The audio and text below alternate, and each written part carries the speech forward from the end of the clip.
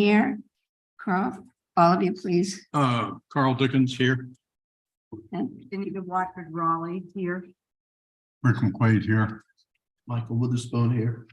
Tyler Fairbairn here. here, okay, and is there, and the other people that are on the Zoom also, please announce yourself. Steve, Oh, Steve Mednick is here. okay, Henry Dackowitz. And Ed Camacho, BET, is here. Tom Ellis is here. Tom Livingston, a member of the Common Council. Greg Burnett, Finance Chairman. okay. So we have a quorum of the Charter Revision Commission. So the minutes of November 17th are before the commission. A motion to approve is in order. November 16, I'm sorry. I motion to approve. Thank you. And second? I'll second. Okay, Carl, different seconds. Any discussion, any changes? Hearing none, seeing none. All those in favor? Aye. Anyone opposed? The motion carried. I abstain. Oh, Yeah. and Rick McQuaid abstains, Mike Ward. and Michael also, as they were not present at the meeting. Thank you both. We're going to rearrange the agenda because of starting late and other city Great. officials having other meetings that they need to attend. So I believe we're going to start with finance. Steve? Yes, thank you, Madam Chair. We're going to have a panel discussion to discuss the general and capital fund budget process and operations. The intent was to start off with the CFO, with Henry Dackowitz, but I think we're going to ask, as Henry indicated earlier, the president of the council, the chair of the Finance and Claims Committee, Greg Burnett, to give us some comments on the role of the council and other issues that he sees. What we're going to do when it comes back to Henry, Henry will walk us through the process from step one to the end of the process, both for capital and general fund. But since Greg has a time frame, we thought we would start with him to at least discuss his perspective as member of the council participating in the budget process. He's also a former member of the BET. So I'll be happy to defer to the president. Thank you. Thank you, Steve. It would be helpful if there's a specific set of guidelines or questions that you want me to address, as opposed to going through the entire budget process from A to Z, which I think Mr. Dackowitz is going to cover. So my question to you, Mr. President, would be, are there specific issues that you perceive in the current process that should be looked at by the Charter Commission? So I'm not going to ask you to walk through every step of the process, but you've been through the process many times in three different capacities. I didn't mention the Board of Education. And so I thought that you might have a good perspective on some of the, let's say, the potholes, the bumps in the road, so to speak. Or any way that we could make it more efficient and more understanding for the public. That's one of our goals. Great, thank you. I guess to start first with the operating budget.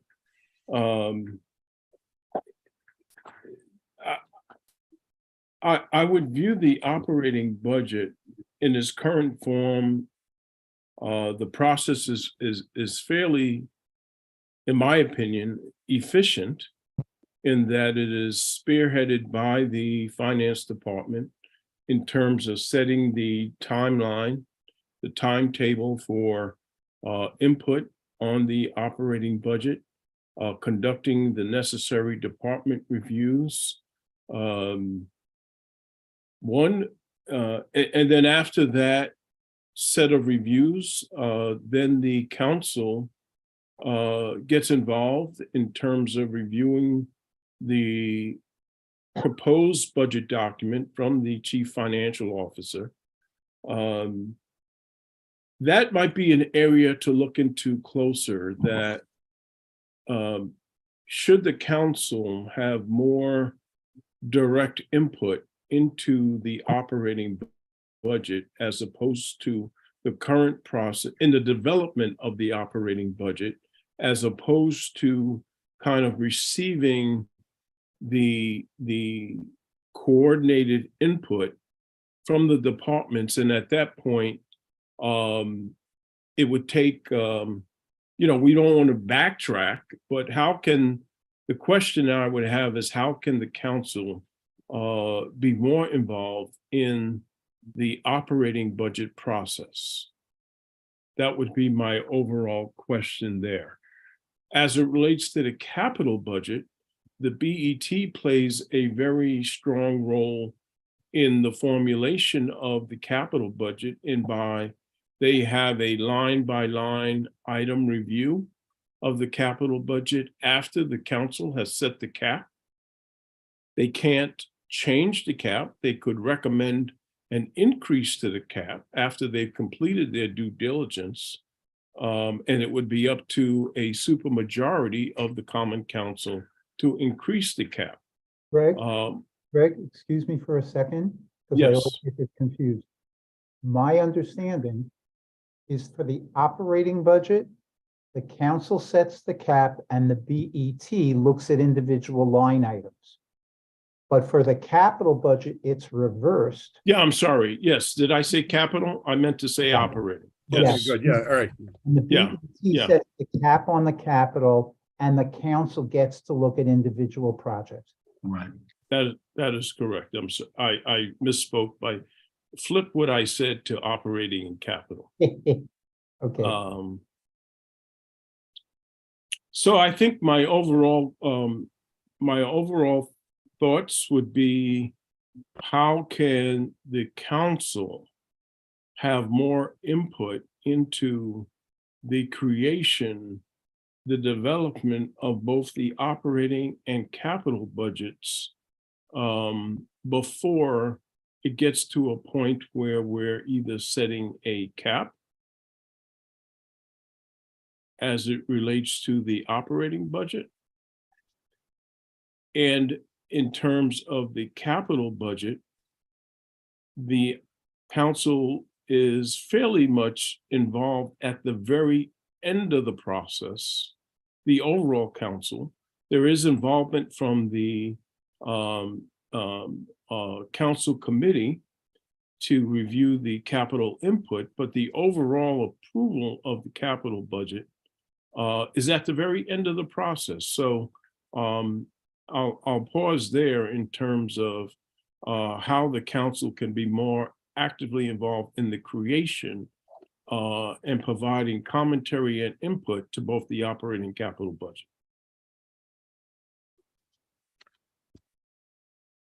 So Greg, quick question. This is Charles Dickens. For my edification, so I heard you right.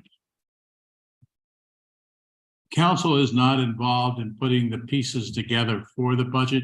You don't see the budget till the pieces are put together, and then that's at the end when you get to take a vote on it or not, or what am I missing here? That your assessment is correct. Okay.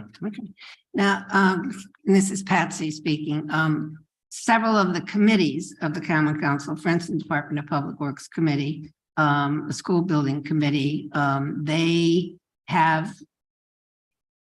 should have review with staff and before it goes on, or are they not doing that currently? When you say several committees, Well, a committee like the Department of Public Works Committee. The Common Council Committee for the Department of Public Works. so if I understand your question, for example, is the Common Council Committee for Public Works reviewing the budget Right. of the Public Works Committee before they submit that information into the Department, of the Finance Committee? department. The Does- answer is no, they are not. Well, and would that be the place where you would think that they could have some input? Possibly. I don't know the exact answer to that, but that is one possibility. Not every council committee. I don't know if we were to break it into segments of just the council committees, would that cover all of the inputs Yeah. of the budget? I think the answer to that is no. There are other departments that do not fall under Correct. Yeah. the council committees Right. that should have input into the creation of the budget. Mhm. Could I offer a perspective? Please announce yourself for the record. Dakowitz, CFO. Okay, thank The you. way I view the budget process is that on the operating side, the budget department prepares pro forma budgets based on guidance from the mayor as to what kind of increases we're looking for. And by calculating the salaries, which are contractual with currently 2.3% increases, plus contractually, many individuals get step increases based on where they are on their salary scales. So they look at those payroll costs, which are obviously a big driver of our expenses, as well as line item expenses. We then send that to the departments. They have approximately 3 weeks to review and then formulate their request. The budget department and I then sit with each of these departments to review. Here's what we said as a recommendation, as a pro forma. Here's what you've requested. Let's talk through the differences. After that, that's a lot of work with 30 different departments. After that, the budget director and I sit down with the mayor and chief of staff, and we say, here's the information we got. Here's what we said, pro forma. Here's what they said, recommendation. Here are the explanations they gave. And technically, the mayor and I come up with a CFO and mayor recommended operating budget. That's the first step. We've done the grunt work. Now it goes for reviews. And I think it goes to the council and the BET. They have different roles. But the point is, in my mind, if every department had to go before every committee, that would be burdensome. And if we've done our job right, we're getting the council and the BET to focus on the big picture. They can zoom in on any area, any department, any line item. So from that perspective, I'm going to agree with Greg. The process today is pretty efficient. We do the grunt work, and we can always circle back to individual departments. The BET has every department come in and say, are you satisfied with the recommendation, or do you want to change? So that's where we are with the current process. And my feeling is it's lengthy. We're looking 6 to 8 months, but it gives everyone a chance to advocate for their position, to be questioned by the people who are reviewing it, and for people to make the recommendations. So I just have a quick comment, Henry, is so, Identify yourself. well, Carl Dickens again. So the way this budgeting process works, and I probably use the wrong terminology, but it sounds like you back into it. In other words, you have a target number for the whole city, and then you build to that number. Well, we need guidance from the mayor because the budgets dictate what the amount of tax increase is going to be. Right. So we have expenses by each department. Then we have other expenses, which are citywide, which are often less controllable. My best examples are health insurance, pension and OPEB contributions, and debt service. And those tend to be at a higher increase than the controllable expenses. We also look at the revenues generated by each department, and we want to test it. I don't want to have a budget with inflated revenue assumptions that aren't realistic. Sure. So the point is, if we don't have guidance, we can start this process with departments asking for 5 to 10%, and then we have to start cutting all over the place. So that's why we get some guidance from the mayor upfront. And then we work our way through to cover the revenue expense by department. Those other expenses, which are often controlled by my team. And then last, we look at how we can bridge the gap because we have to come in with a balanced budget. So let's say revenues minus expenses are going up on an net expenditure basis by 5%. And these are just illustrative. But the mayor doesn't want taxes to go up by more than 3.5%. We then have some pools of money, currently ARPA, but generally our rainy day fund. And we may suggest, let's draw down from those sources to bridge the gap between what the net expense increase was and what our target tax increase is. And that's what the mayor and I do before the recommended budget. So Excuse me, Henry, I have to jump to another meeting in Greg, 1 minute. yes. And the only point I want to make, and Henry, you're going to probably cover this when you go over the schedule, is that there are specific dates in the charter whereby Henry's department has to deliver specific information. Correct.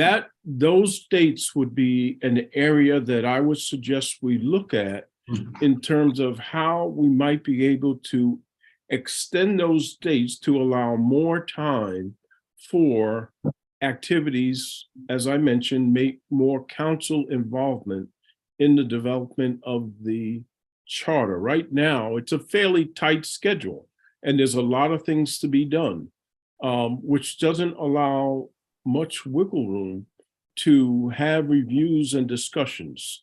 We have to move at a very fast pace. So if there's any area within the charter to discuss moving some of these dates to meet state requirements, et cetera, but at the same time allowing more time for review and discussion, I think that would be a positive improvement to our overall process.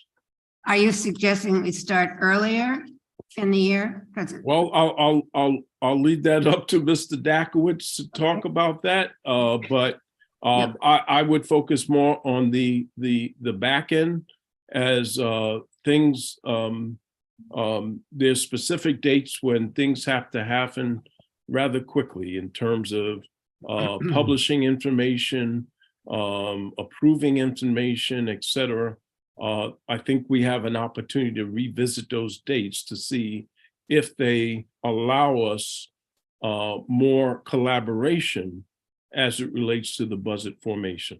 And I would like to add, 3 years ago, which was my first full budget, we extended the calendar. The calendar used to be 6 or 6.5 months. We extended it to 8 months, exactly what you proposed.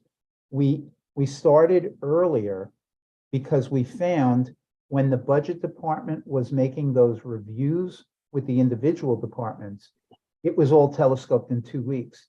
And we felt we didn't get good enough information. We felt much too much pressure. So we got the documents, the pro formas out earlier. We got them, we still gave them 3 weeks, but we got their information. We were able to review it, and we were able to have a reasonable pace for us to create our information. And I think the calendar is a wonderful tool, as Greg pointed out, that we can play with if certain groups or individuals feel they're not getting enough time for the consideration they need and collaboration, we can try to bake in some more time for their reviews. And that's some of the flexibility, except for what's legally constraining us either at the state level or at the charter right now. Very good. Mr. Camacho, do you have any comments that are helpful for us on this? No, I don't. I think the process is long enough. I think that if we extend it, I'm sure we'll be able to fill that time. But I don't know that more time will yield a better result. I think all the departments feel that they are heard, certainly when they come before the BET.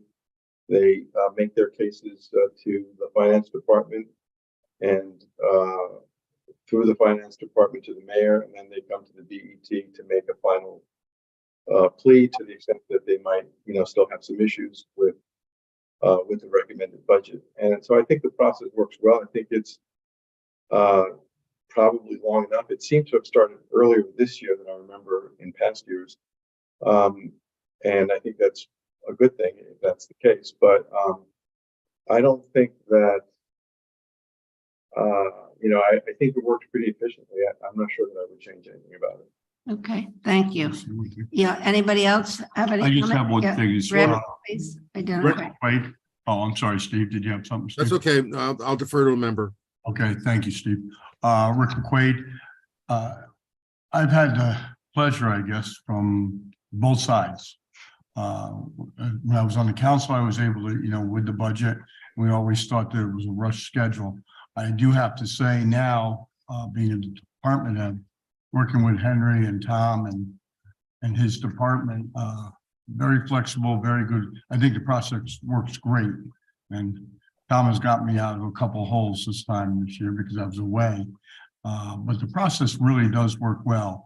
And you have to remember too, that we're running departments at the same time this is all going on. And it's tough, like I explained to Tom, was, we got our first budget information things during the election time, and it was just impossible to do both at the same time. They were more than accommodating with our department to put it together and to work with us, and even a little extra help staying after school a little bit with Tom. But the process for the operating budget, I only have an operating budget. It really does work well, but I do understand from the council side and from the Board of Estimate side that the schedule does get really, rugged down toward the end there. And if it did have a little more extension, I think it would benefit all of us.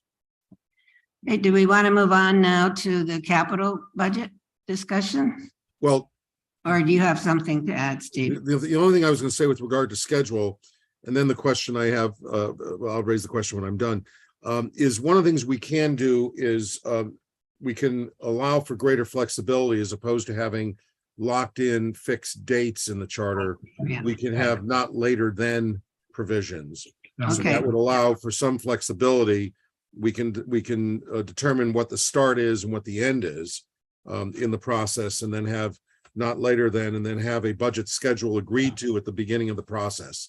Yeah, They kind of do it informally right now, and I think that the scheduled calendar that they put together on both sides of the budget are really very useful. And so we could probably try to mirror that as we reconfigure the charter. The other thing I wanted to point out for everybody, and I don't think I've pointed this out yet, is that in 2018, the General Assembly, or 2017, the General Assembly adopted legislation that permits charter revision for purposes of reordering budget schedules by legislative bodies. So the council, by a 2/3 vote at any time, can amend the charter, actually amend the charter, not pass an ordinance, but alter the charter so that if the process we develop is either flawed or needs minor changes or tweaks, you don't have to wait for a full-blown charter revision. You do have the flexibility and the ability to amend your charter for purposes of budget scheduling by virtue of council action of 2/3 of the members of the council. So I wanted to point that out as another prophylactic that you have available if we don't actually reach perfection in this process. does anybody want to respond to that concept? Ed, I see you sort of shaking your head there. No, I think that's a good thing. I didn't know that. I wasn't aware of that we don't have to amend the charter every time we want to. Yeah. do that. Great, Only for budget schedules. It's a very Right. limited Right. charter power. I think that's a wonderful thing. Yeah, no, it's a great thing. Thank the Speaker of the House. It's his baby. anyone else want to address that concept? I don't see any other. Okay, so we want to move on to capital. Well, I don't think he finished. I don't think we actually, Henry, did you? Do you want to share your screen with the operating budget? I'll walk through quickly. These are the actual calendars we've distributed for this year. And I will explain what I call the external and the internal calendars. Okay. Top guy there. Can you blow it up a little? We have hard copies. We have hard copies of the schedule Yeah, let me- with us. That's- I handed them out, Henry.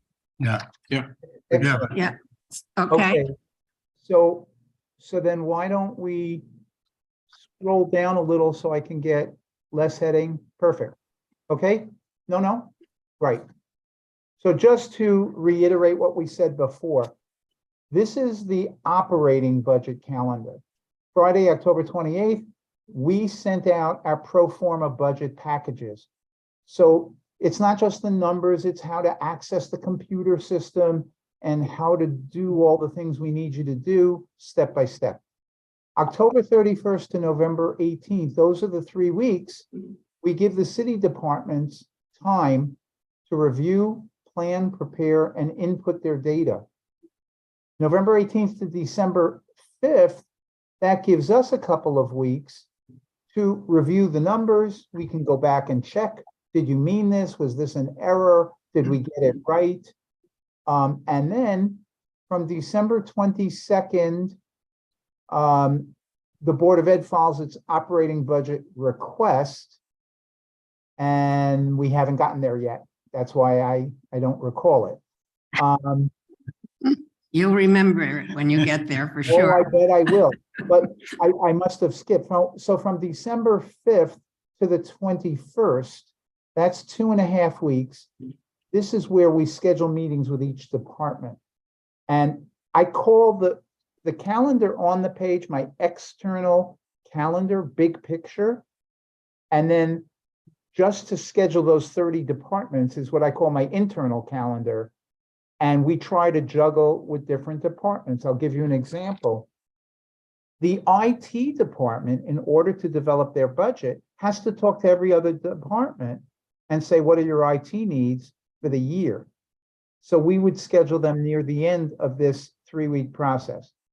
There are some departments that only have 1 or 2 people, very straightforward budget. We'll schedule them. So we schedule them to give each department enough time to get this done well. What I'll add now, some departments, usually police department, DPW, Public Works, as well as economic development, prefer, because they have lots of different divisions, to do the operating discussions with us and the capital discussions at the same time. Mhm. And sometimes there are linkages. So for example, one department last year needed 2 people and a truck to perform certain services. The truck was a capital expense, the 2 people were operating. But if you don't get one, you don't need the other. So sometimes there's a linkage. So just understand, we're very flexible. We try to accommodate the departments. You know, it takes a lot of their time to sit with us. If we could do it in one shot, we try to do that. We get to December 22nd, Board of Ed gives us their operating budget. We skip the holidays. We get to January 11th. Board of Ed reviews their budget with our department. So we've looked at it for a week or two. January 12th, the Common Council Finance and Claims Committee, which is what Greg heads, and the Board of Ed Finance Committee have a joint meeting. Now, we've already had one public meeting with both of these parties. And privately, the Board of Ed finance team and the city finance team have been having meetings with representatives of the Board of Ed and the Finance Committee, along with the mayor and the superintendent, to try to communicate better so that there are fewer surprises when we get to some of the public meetings. February 13th, that begins my hell week. You see, Monday, February 11th, 13th, Tuesday, the 14th, Thursday, the 16th.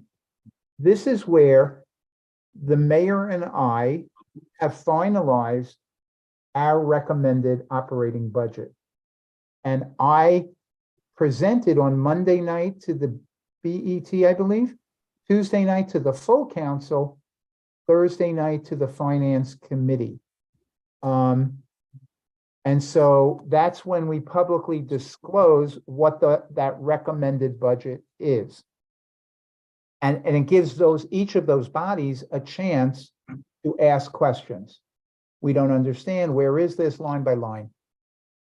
February 17th, we published the recommended budget and the tax levy and the notice of annual meeting of the BET in the newspaper. So what we're saying is, this is obviously a requirement, at least 5 days before the fourth Monday in February. I'm not sure if that's charter or ordinance, that's beyond me. But the point is, that's when we have to give the notice. We have to make sure it gets into the newspapers. We get to Thursday, the 23rd. Okay. Common Council Finance and Claims holds a public hearing. So not only are we dealing with the full council, the Finance Committee, and BET, we have public. So about a week after we make the presentation, the Finance Committee holds public hearings. And a special meeting to be held immediately following forwards the recommended operating budget to the Common Council. So the council is going to have to vote to establish the cap. So what's happening is they get a week to review what was published the week before.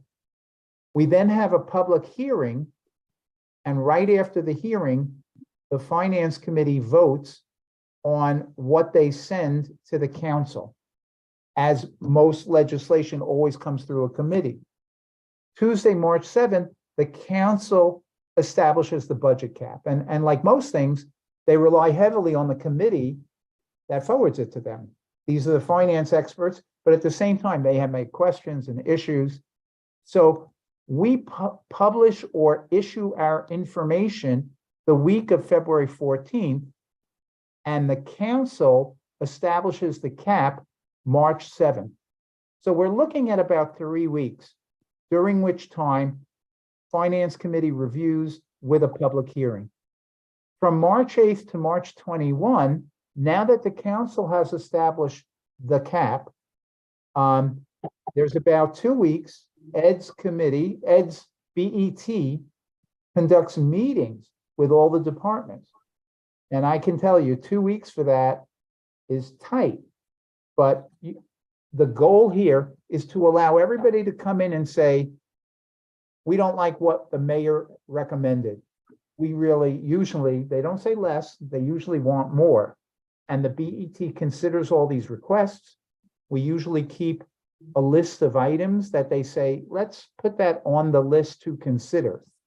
And after that 2 week period, so March 22nd, there's also a public hearing. So during those 2 weeks, they start thinking about which items they might want to consider to add to the line items. And then there's also a public hearing of the tentative operating budget. So again, we have a cap, and the way the law works, I believe, is that the BET can shuffle the dollars that's under the cap maximum from department to department, line item to line item. However, if at the end of the day they say, we think we want to spend more than the cap, it then goes back to the council for a vote. So 8th to the 21st, the BET is holding hearings and creating a list of items that they're interested in. Some years, they look at that list and they say, yes, we want to move the numbers, but we're going to find savings elsewhere to pay for it within the cap. 22nd, they also hear from the public. On the 27th, the BET completes its review and forwards it to the tentative operating budget to the council. So what have they done? They've heard all the departments, they've heard from the public, they decide whether they want to make changes, adding based on certain requests, cutting some others, and have a big picture. Are they going to come in within the cap, or are they going to request more? The 27th, they complete its review. Tom, go down a couple of lines, please. And we're almost there. On April 11, so that's, again, 2 weeks later, the council has a regular meeting and sets its final cap. And again, I'm not sure if it's during these 2 weeks, because I've never experienced that. But if the BET says, you set a cap, I'm picking a number, $400 million. And we believe it should be $402 million. The council can either agree and increase the cap, but if they don't agree, they say, no, we want to keep it at 400. It goes back to the BET to make sure that their line by line items equals 400 and not more. Either they don't give those extra items or they find savings by cutting other line items. Can I ask one procedural question here? If Sure. there's no change in the cap, Right? on the 27th, you have them forwarding the budget to the Common Council. Is there a need to forward to the Common Council if there's no change in the cap? I think it's a technicality. If Well, they- there's one, I think there's one thing, we could come under the cap, so the BET could come in under the cap. I don't believe that there's a role at that point for the Common Council to do anything other than, I guess, approve it in a sort of a Right. pro forma kind of way. It's We a could come thumbs up- up, it's a thumbs up or a thumbs down. Yeah. It's not to exceed a cap. And if they say, you know what, we saw your 400 million and we really think it should be 398. As long as it's at or below the cap, the council has nothing to do. They set the cap. And if BET decides less than the cap, that's what stands. If it's more, it would require the council to vote to agree to increase the cap. If they don't, then it goes back to the BET and says, your max was the cap. Please make sure you do that. So they would not necessarily see the budget again if the BET approved budget is within the cap that they approved. I think there's no action to be taken. Okay. And I'm not sure, but I think to increase the cap, is there a super majority involved or is that? Yes. That is yeah. correct. Charter says that, Yep. yes. So, oh, you mean for the council to Yes. to go to the 402? Yeah. Yeah, I Supermajority. believe it's not a simple majority, it's a super majority. Was it 2/3? I believe so, yeah. Okay. Yes, it's in the charter. Okay, so that's, then you have April 11th, the council has the regular meeting. But, April 19th, we publish the tentative operating budget and the tax levy. So once we set that budget, we have those items which I call below the line, below the individual departments. So we have reserves for collection from our tax levy. We have, debt service and insurance and some of those other citywide expenses, but it comes down to what are the actual tax rates, the mill rates by taxing district and the average tax bill. So we calculate all that. And my understanding is that the BET has the authority and obligation to set the tax levy. So that's why it's a tentative operating budget and tax levy. We double and trickle check our numbers. And then we have a Board of Estimate meeting where there's an official vote to make it enacted. And that's that first Monday in May. That must be when the Supreme Court meets. So Right? that's I'm not a October. lawyer, but I just. October is the Supreme Court, not May. Oh, so May, the end of the season. Yeah. Okay. So the mayor does not play any further role. There's no veto. The actions of the BET are the final actions. My understanding is that the mayor makes his recommendation. And then everything is the city council, the common council, or the BET. And the mayor's a member of the BET, so he has a role, obviously, at the BET. But it's not so much just the BET that has the final say, it's the combination of the BET and the common council. But you're a little muffled, Ed. Sorry, it's a Get combination of the BET and the common council that have the final say. but I guess the BET signs the official setting of the tax levy, I guess. Yeah, yeah. So the final action is a BET action, and the council may or may not have, they set the cap, but they may not have any further role if the cap isn't exceeded. Correct. Right. Okay. All right, I just noticed that throughout this, you reference the need for public notice. And it's always just the newspaper. And through the years, I've had many people saying we need to modernize and get on the web. And so that needs to be in the charter or whatever other more contemporary means of notice should be considered by this Charter Revision Commission. Madam Chair, I've pointed out that we're going to do a definition of public notice, and that will include all the electronic media, as well as discretion to place it in the newspaper. To respond to a point that was raised by the CFO a few moments ago, the newspaper publication requirement is a charter requirement. It's not a statutory requirement. So we can change that in this process. And I recommend that we just change it by changing the general definition of notice for all entities. Exactly. That would Yeah. include if the town determines by ordinance or by policy that it's necessary to go into the newspaper, fine, but the first means should be whatever's permitted by FOIA, and electronic publication is certainly permitted by FOIA. yeah, I would advocate that it should be or, not and. Right. The local newspapers, and we only have one right now.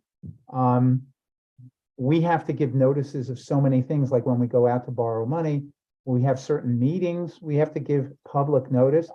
It costs us a fortune, and a lot of people don't read the paper anymore, so we are strong supporters of that redefinition. Yeah.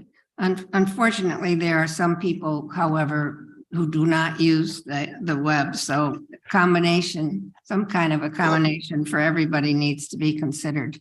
Well, one of the things that you could put in the charter is that anyone who requests a written copy of a document would be entitled to it. That would be available at the town clerk's office. You could probably put it in the public libraries. There's a number of things you can do to accommodate that, because Without advertising, meaning just the piece of paper. Yeah. Or like, this is the notice that we publish on the website, and we have it available if you want to see the hard copy. Correct. Great, good. That sort of accommodates everyone. Okay. Does Ed have any further comments on the operating, since Ed's here and we've just kind of gone through the operating budget? Does he, from a BET perspective, have any comments on the process? No, I think it's all been said. I don't know of any way to improve the process or make it more efficient. I think it runs pretty well. I mean, obviously there's the usual complaint that we would like more of a line item review of the Board of Ed budget, but that I think is dictated by statute, and I'm not sure that we have anything to do with that at this point. So, I mean, that would be great if we can have more transparency in that budget, but it is what it is. What you can do, Ed and members of the commission, is you're absolutely right. The statutes give the Board of Education line authority within their budget. You have bottom line authority, but we have Supreme Court law that says that any information you want from the Board of Ed, they have to provide you. So if the CFO prepares documents, they have to provide the information that he requests in those documents, such in the same manner that the planning department has to file, or the city and town clerk, or the town clerk has to file. They are subject to all the procedures of the municipality. Even if you can't control their lines, you can see their lines and ask for their lines. Good And to we know. could do that today, even before we change the charter. You can do that today. You know, it doesn't have to be in the charter. That's as a matter of policy, you can require them to, you can tell them what date you want them to submit their documents to you. I'm very sensitive because they have their own Board of Ed they have to respond to, and until they get voted, it's not official. However, No, but their Board of Ed has to comply. The Board of Ed can't override a policy of the no, cities. but what Yeah. I'm mostly talking about dates. Yeah. That they have set meetings. The former CFO at the Board of Ed tried to move it to December. And it was just so hard. The Board of Education needed more time. It comes in January. It's obviously the latest department. However, Tom and his team in budget prepare very detailed schedules on both revenue and expense, line item by line item, for every single department. And they go back a couple of years. They say, what was the actual spend, let's say, in 2020 and 2021? And then in 2022, we don't have audited numbers yet, but we have a projection of what you spent for 22. And then we look at your budget request. So if we were able to request from them, please give us department by department, or however you're organized, school by school, whatever. Here are the object codes, the individual expenses, salaries, overtime, professional services, whatever. And we want to see a couple of years history, 23, which is a projection, and then your request, item by item, list by list. I think that might be meaningful to council members and the BET. And if they are, I have no problem having a discussion with Linda and saying, this is coming, they want it. Here's about the time we'd like to see it. And we just include it in the package. Ed, what do you think? I think that's great. I think the concern would be that the request is could be so specific and so far-reaching that it could sort of swallow the state statute in a way. But I think what you suggested, which is more targeted, makes sense. I suspect, or I assume, that their lawyer knows or understands the court rulings in this respect, and knows that that the information has to be provided. So we hopefully won't have too much resistance. Steve, if you could send me something, like almost like a lawyer statement that says, according to just what you said with some, I don't know, citations. And if the mayor is agreeable, I would try to give them a heads up as soon as possible. They always said to me, Henry, you do our accounting. You have all the numbers. If we have it for every other department, we have it for them. So consequently, they should be able to extract it from the same accounting system. So maybe this is a first year transition. It might be a little harder, and we can't get all the years, we can't get all the detail. But now that I know, I was always told, you give us the top line and we take care of everything else. But if I know that we can request what every other department provides us, I think that would be a wonderful piece of information for the decision makers. Yeah, you just can't alter it. You can see it.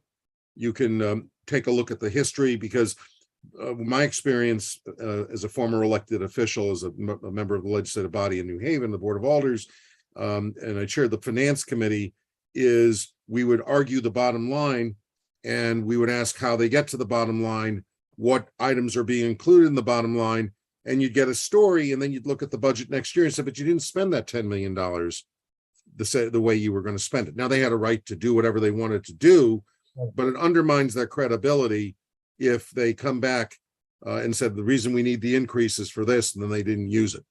So it's really important to get that data so that you can at least hold their feet to the fire and make sure that they are at least providing credible information to the fiscal authority in the city. Right. One of the issues I've always had is that every other department in the city, we look at the history of their whole budget versus actual, and then they request the current year. And we can say, here's what you did last year. Tell me why you need that. With the Board of Ed, I understand we can't ask that question. But my concern was whenever they ask for an increase, they only explain what that increase is for. They have a baseline budget of $250 $17 million and they don't account for it. And my best example was when they recruited Dr. Estrella to be the new superintendent, they spent over $100,000 on consultants. But the next year, they obviously did not spend that on recruiting. But because of minimum budget requirement, it's there. So I'd like to see that got zeroed out and the money went somewhere else. So I think in and of itself, even if we're not allowed to question how they allocate the money, it might be a useful tool to get that information. Absolutely. No, I'll provide you with a brief statement on that. That'd be good. Steve, I'll talk Steve, to them. send it to the full Charter Commission, Oh, Of please. course, of Yeah, course. thank you. And I'll check with the mayor and Leisha. Yes, And I'll also check with Greg. I mean, Ed, as head of BET, said he'd like to see it. If Greg says the same, then I can issue a memo referencing everybody who'd like to see it, along with the legal opinion, and say, here's what we get from everybody else. Kindly prepare that for us by this date or something like that. Okay, are we ready to move on to capital? I think so. What, you have a question? Yes. Yeah, Benita Raleigh. I just have one question about the public hearings. What exactly is the purpose of them? I mean, what's the purpose? I can answer that, Henry, if you'd like. No, please, Ed. Oh, yeah. So the public meeting is really just a town hall where people come in and express their views on the recommended budget, suggest changes, much the same way as the department heads when they come before the BET. The general public is allowed to make similar requests or express their opinions about the budget. And so, the BET listens and in some instances, I'm sure, there have been changes, or at least the discussions prior to approving the budget based on what the public sentiment is. Yeah, it certainly adds transparency to and input to the taxpayers. Well, I was just looking at, it's again, Benita Raleigh, but the public hearing is at 6:30 and then a special meeting is held immediately following the public hearing and forwards the recommended operating budget to the Common Council. I'm just wondering how much then input can the public have if that then happens It's within it, immediately yeah. thereafter? Well, the public hearing could go on as long as it goes. We just vote immediately. I think there's a vote.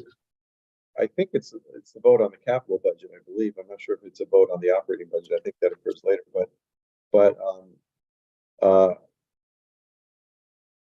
or maybe it's the other way around. We actually meet for a half an hour and approve. Is it the capital budget that we approve? And then we Well, but have the public hearing? you're approving the line by line allocation of the total budget. And hopefully it's under the council's cap, but sometimes it isn't. My understanding is that at the public hearing, we meet for, let's say at 6:30, we meet, and I think we take a vote on the capital budget, and then we have the public hearing on the operating budget.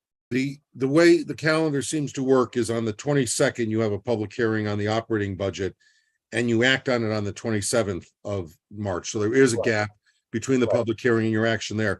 I think what the commissioner might be referring to is that the finance committee holds a public hearing, and immediately after a public hearing, there's a special meeting to recommend the operating budget to the common council. So at the council level, there is no time to allow the public testimony to incubate so that people could think about it. There's an immediate action there. Am I right, Commissioner? Is that what you were looking at? Yes, that's correct. All right.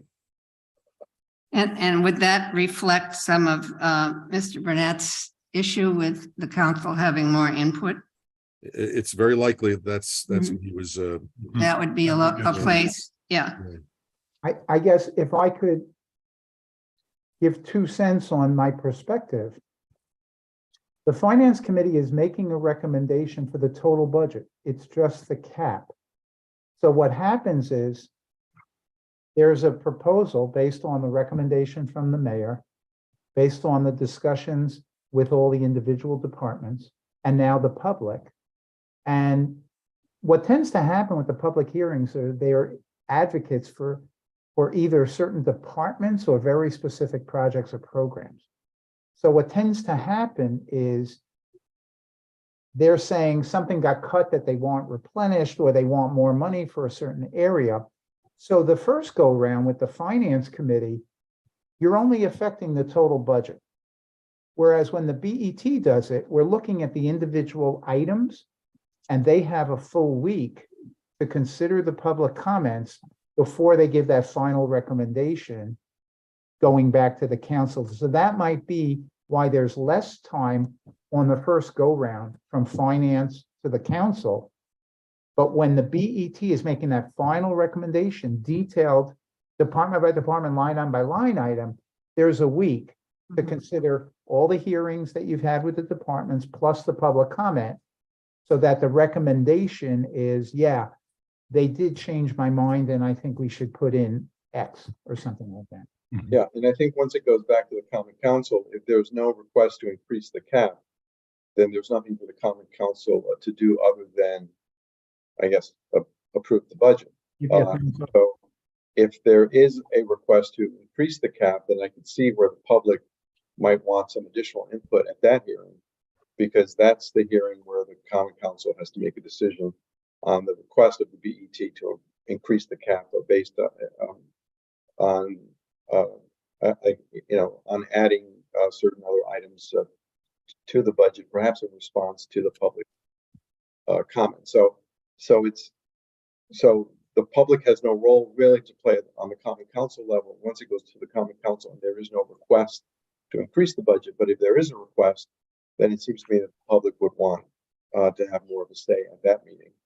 So what you're saying is the public will comment at the finance committee, the public will comment at the BET, and if there's a request for the council to increase the cap, the same public will then have the opportunity to comment to the council. It's Your suggestion. it seems like a lot, but I think that sounds fair to me. I think that sounds right to me. Okay. So are we ready to discuss the capital budget? Can I just ask a Any technical other- question, Madam Chair? Sure. How it is now, and I do not want the CFO to rush, but I want to let Mario know roughly when we think we'll be ready for him. Would it be fair? I don't want to take any time, Henry. It's 20 to 8. If I told Mario 8:15, Oh, I think we Eight talked a o'clock. lot about the capital already. I would think 15 minutes to get it. okay. So I'll tell him 8 o'clock. Is that okay? But Madam he's here, Chair? he wants to, he's Yes. actually Yep. engaged and he wants to listen. Right, Mario? He's not on, I don't think. I see him, he's Oh. muted. I hope he can hear us. Okay. Okay. Tom, do you have capital budget, please? I just texted Mario and Attorney Okay. Mandela, so they know 8 o'clock. Oh. But Mario Okay. looks frozen, so maybe it's just a picture. Okay. Yeah, can we blow it up a little bit? Yeah, and again, we have a hard copy.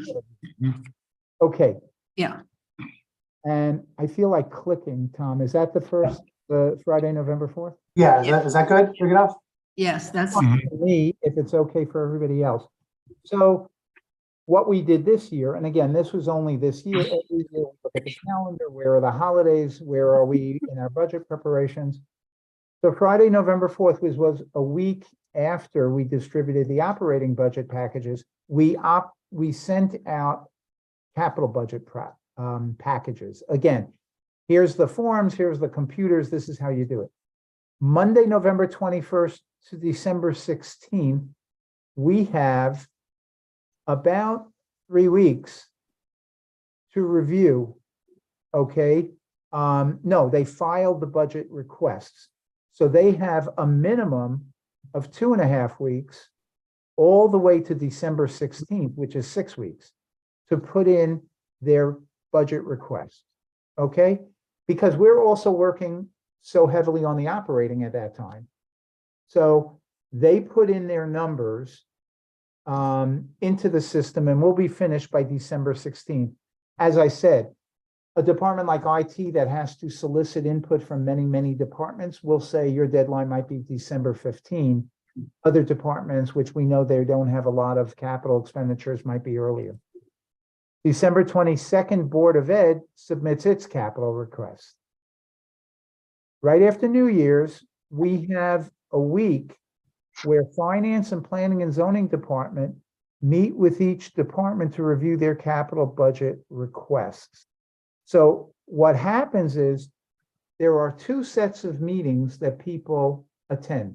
These are all the departments. So if I estimate 30 to 35 departments on the operating budget, on capital, it may only be 10 or 12.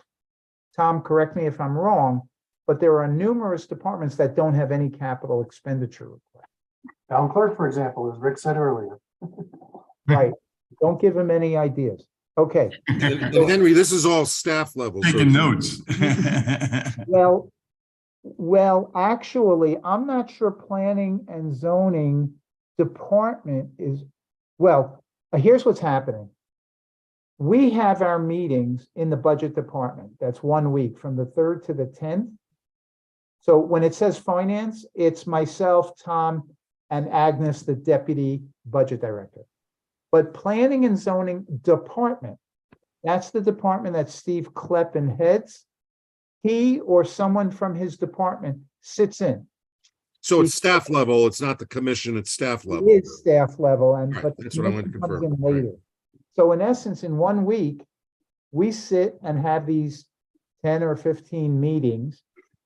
Here's what you're requesting. They have to give it in priority order. They've got to give dollar amounts. We always warn them. The capital budget is supposed to be a 5-year projection out. And the mayor says it should be planned for capital expenditures. It shouldn't just pop up overnight. So he'll always ask, did you ask for it 5 years ago, 4 years ago, 3 years ago? So that's a question, and we warn the departments, if there's something special going on and you need it right now, let's say there was a compliance problem, or we had a bridge that was cracked and we had to fix it, we understand why there's an urgency. But we try to explain that to them. We go through their requests. Sometimes departments forget that we want it in priority order, not numerical order or alphabetical order. If we only have so much money, which is number 1, which is number 2, which is number 3? That's very important when we evaluate. So we do that with someone from planning and zoning because they're involved with the master plan for the city, and capital expenditures are critical. And every capital expenditure that's approved has to be linked to the planning document. I forget what it's called, Tom Ellis? POCD, Planning of Conservation and Development. Planning and, Conservation Development, POCD. right, everyone in the state by state law has to have that, and we have to link to it, I believe. You know, it's, can you, if you don't mind stopping there, that's a wonderful and insightful point that both of you are making. I just went through this in 2 municipalities where I've now put into their charter the requirement to comply with that document, because a lot of municipalities do not take it seriously. They know they have to do it every 10 years to comply with state law, otherwise they can lose out on money. But I don't think the state comes in and enforces enforces compliance. So I think it's a really good practice that you have that. Well, in yeah, essence, yeah. thank you. In essence, what we're doing is we're saying, first of all, if you want an expenditure, how does it further the goals? Good. On the other side, if it's not connected, why are we doing this? You know, what's the good reason and justification? So it's a two-way, and they do that on the input forms. We've been doing it ever since I've gotten here. So it's already ingrained in the culture. Great. That's a wonderful practice. Congratulations. You get extra credit for that. Thank you. It's all Steve Kleppen. Okay, I'm going to give him all the credit, and we welcome Tom and Greg back. Thank you. We then, so that was 1 week, January 3rd to 10th. On Wednesday, January 11th, the staff, now that final meeting, January 11th, is with the Board of Ed, because they're often the last, and they may have to have a Board of Ed meeting to get it approved, the capital request. So our meetings are really January 3rd to January 11th. 16th to the 26th, we now have the Planning and Zoning Commission, a supervisory body that meets with each of the departments. So if you remember, on the operating side, the BET met with every department. We now have a new body, Planning and Zoning Commission, who meets with each department, and the representative from Planning and Zoning Department, Steve Kleppen, or one of his staff members, sits in on those and informs them like we inform the mayor on the operating side. You heard the first requests, they're making presentations. After the departments leave, the commission can question the department and say, why, how does this fit? And they have a staff member to answer their questions. And so this is at the staff level? No, Or- well, no, No. the commission is doing the review, just like on It's a operating. public meeting then? No. No? Okay. Wednesday, I'm sorry, Monday, January 16th to the 26th, it's lines 20 to 23. Planning and Zoning Commission meets with the departments to review their requests. So I'm just making a comparison. Just as on the operating budget, every department sits with us in finance, and we do it earlier in the process on capital to inform our discussions with the mayor. The Planning and Zoning Commission now has someone from the Planning and Zoning staff department who sat in on those first meetings with us and sits in on the presentations to the commission to help answer any questions and how it relates to the PSD. Okay, so there's good collaboration there. And that's after the Board of Ed made their request. The 27th, on or before, the CFO, so this is the difference with operating. I come out with a recommended capital budget. Okay, and it goes to the council, to the BET, and the Planning and Zoning Commission. And it includes a report of the impact on the debt service to the operating budget and the debt ratios. The real issue is, what do we recommend we invest the money in on our capital budget? So I come out with that. Then on February 1st, after I come out with my recommendation, Planning and Zoning Commission conducts a public hearing. So they heard from all the departments, they heard from staff, they read a report that I issued, they hear from the public, and then a week later, February 8th, I present the capital recommendations to Planning and Zoning Commission. So We they- have the 9th, we have February 9th on our chart. what's a day among friends? Yeah, it should Tom? be February 8th. That's very- 24 hours. No, I work under the Beatles concept, 8 days a week. The, I always wanted. what is to the day say of it. rest in the 8-day week? What is the day of rest? No, I always wanted to say it, close enough for government work, you know? Can I ask you a question? On the 27th, you are simply transmitting the department requests with your recommendation. So it's a broad document. It's a document, if you think of our operating budget, Yeah, each column represents a milestone on the calendar. So we have one column for pro forma. We have another column for the request by the department. And on operating side, the next column will be the mayor and CFO recommended operating budget. Here, what's happening is we have their department request and the CFO recommendation. Those are the first two milestones. and then on the 8th, you then, after the public hearing by the P and Z, you then compile them into a proposal in effect, No, I probably just take that spreadsheet all right? and I have an in-person meeting, in person or Zoom during COVID, where I explain my recommendation and they can ask me questions. All right, so that's no different than the document you presented on the The 27th. document doesn't get updated because of the public hearing. All right, that's, yeah, okay, it So was it's sort the of- juxtaposition of it. They get confused me. the report, they have Yeah. a week to digest it, and then they have a night to beat me up. I mean, to review and ask questions. Okay? Then the mayor completes his review. No, I'm sorry. So I prepare on the February 8th. On March 3rd, a full month, the Planning and Zoning Commission now issues their recommended capital budget, and Tom, it doesn't say who it's going to. It's gotta be the mayor. at this To the time. mayor. Is it to the mayor? Okay. So that makes sense because 2.5 weeks later, the mayor now issues, so he's seen what the departments requested, what I recommended, what the public said, and what the Planning and Zoning Commission recommends. And he takes it all under advisement, and he now issues his recommended capital budget to the Board of Estimate and Taxation.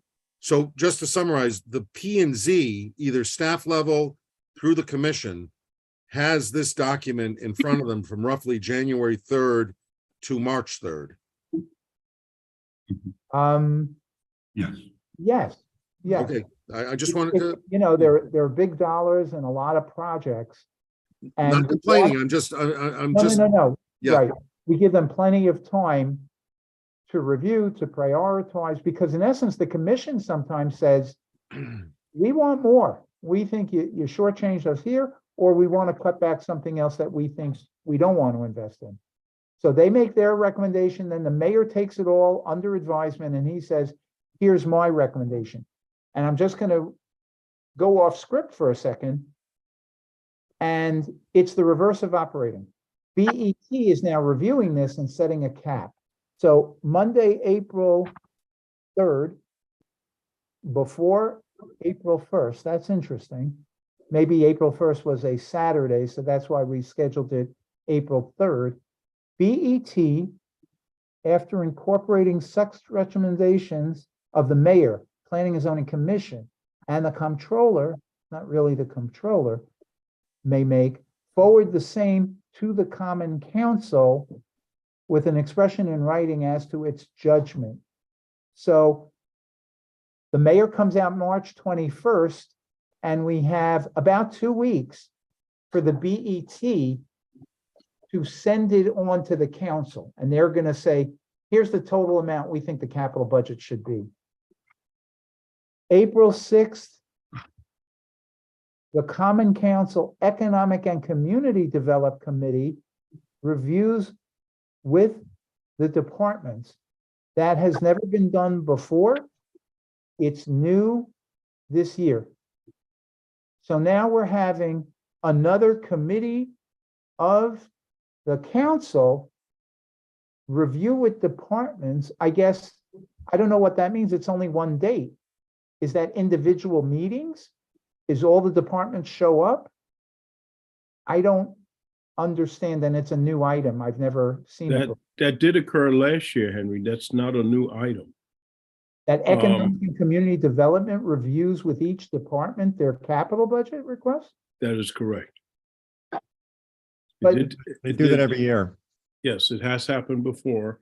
During their regular meeting, each department head comes in and talks about their capital budget requests. But here's a question, and I apologize for my ignorance. So they've already requested, and I've come out with a recommendation, Planning and Zoning has come out, now the mayor has come out. And after all of that, this council committee is listening to each of the departments based on their request. Okay, I'm just, I don't understand. And what comes out of it? I'm trying to read here. So just like Finance Committee recommends on the operating budget, this committee is going to recommend to the council their recommendations? You could make that analogy. So in the operating budget, the finance committee reviews the operating budget request, makes a recommendation as it relates to the cap, and then brings that forward to the full council for approval. In the Right, capital budget, the Economic and Community Development Committee reviews the capital budget and brings forward to the full council for further review and approval of, so it's going through a committee, and it's not going directly from the mayor's office, your office, directly to the full council. it goes to a committee and So then. that's the conduit to get to the full council, Okay, the got it. Economic and Community Development. They're the Committee. ones because of capital projects or, okay, And And- that's been going on for how many years? Just one? No, we've been doing, this has been, Tom just mentioned, we've been doing it before. We've been doing it as long as I've been on the council. This is my sixth year. Okay. maybe it's just, I don't go to that one meeting and maybe that's why I'm not knowledgeable, so I apologize. So, But- so this really sort of addresses the concept that you're concerned about on the operating budget for the council. You have this ability here on capital, but you don't have the same equivalency when you review the operating budget. Is that correct? What we do, it goes through the finance committee. So usually everything goes to the council through a committee first. So on the operating budget, it goes through Greg's finance committee. And on the capital budget, it goes through economic and community Okay. development. Okay, so it's very similar. The only difference is the BET has already established a cap. So the council review is item by item, all of the projects. Correct? That is correct. Okay, so let me go back to the calendar. April 6th, on or before the 15th, the Economic Community Development Committee reviews with the departments.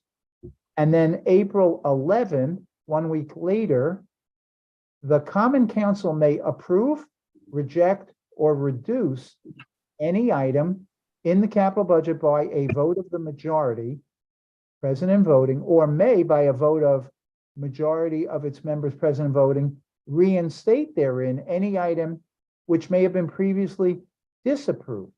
The Common Council shall thereupon approve the same as amended or on before the 15th of April in each year, when it shall be certified by the controller. Any item not rejected or reduced by the council shall be deemed approved. But it all has to be under the BET cap, correct?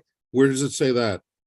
Well, up above, I don't see a cap. April 3rd, Monday, April 3rd, line 37, Board of Estimate, after incorporating the recommendations, may make forward the same to the Common Council with an expression in writing of its judgment with respect to the amount of funds it is proposed to expend. That's the cap in No. such capital budget. And the effect such expenditures will have on the operating expenses. And that may be just the language we put into the calendar. But my understanding is that's where the BET sets a cap. Yeah, if I could interject for a moment, being on the committee, that committee, what happens is we may move things around in that committee. We do not add to the budget on the capital side. So the Economic and Community Development Committee will interview all the department heads and listen and maybe move items around, but we're not adding items. But under the ordinance, you have the ability to reinstate. So you do have the ability to add. I think that's an area where we can improve the language within the ordinance, the charter, to specifically indicate whether or not the council at this point in the process can increase the cap as Council Member Livingston just mentioned, it's been tradition for the Common Council to move things around, but not have the flexibility to change the bottom line number. Right, right. Well, but you might be able to reinstate an item that was cut. You just have to cut something else to. Yeah. Right. Right, which Stay talks, within the which cap. That's again something that- talks to the language that doesn't appear that there's anything in the charter that clearly states the Common Council cannot increase the cap. Well, none of this is in the charter, Mr. Chair, Mr. President. It's all In in the the ordinance, ordinances. right? And the way the ordinance works, it does not look like a cap. Maybe you treat it like a cap. And the concept and the BET responsibility is to lay out why they believe the numbers work the way they do with respect to your overall debt service and the impact on the operating budget. But then when you go to the section of the ordinances on your authority, it talks about the things you can do, but it also then says reinstate. And it doesn't seem to have the same kind of finite language that exists on the operating side on the capital side. So that's a policy judgment you guys are going to have to figure out. So is anybody advocating that the Common Council have the authority to do anything different than they're currently doing? For us to look at? I think that the takeaway is that, at least from the Board of Estimates perspective, the takeaway is that we almost like the planning and zoning, what's the committee, the Common Council Economic. The economic development? That we, like them, basically recommend or provide or just give our opinion.